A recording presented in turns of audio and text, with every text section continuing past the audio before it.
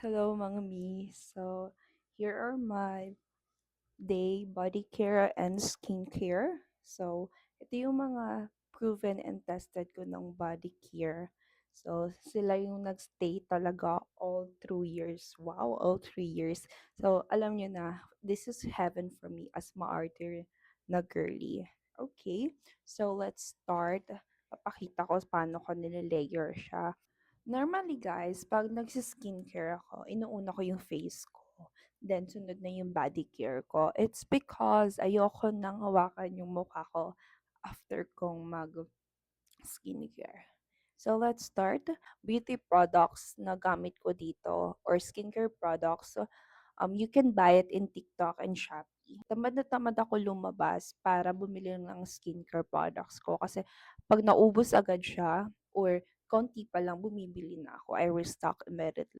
Jejo Alu plus stale mucin plus 2% niacinamide.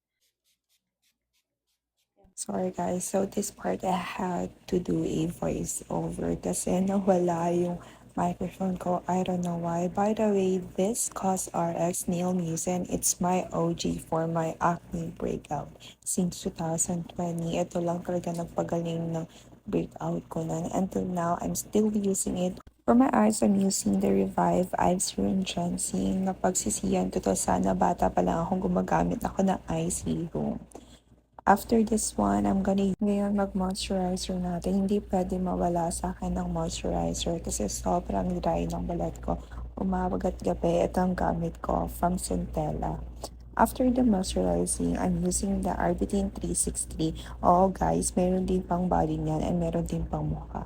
So as you can see, tatlo lang pinapahid ko kasi very whitening siya sa product kahit hindi ka na mag face foundation, every my body care, lahat Thailand product. So this one, the BB Serum, as you can see, gamit na siya. Next is the Nano, Elf Nano. Nakailang bottle na ako, super chef kiss. Hindi to pwede mawala sa body care ko. And next is the body lotion, the Magic Body Lotion. It's all Thailand product, pinaghalo-halo ko na siya. The last product that I'm gonna use sa body ko is the Chem Kotai. Itong product nito, nakita ko lang sa mga Vietnamese and very effective, surprising. For my underarm, I'm using two products only. Any glycolic will do. And the Magic cream is the Gory. I don't know why sa iba hindi ko but for me,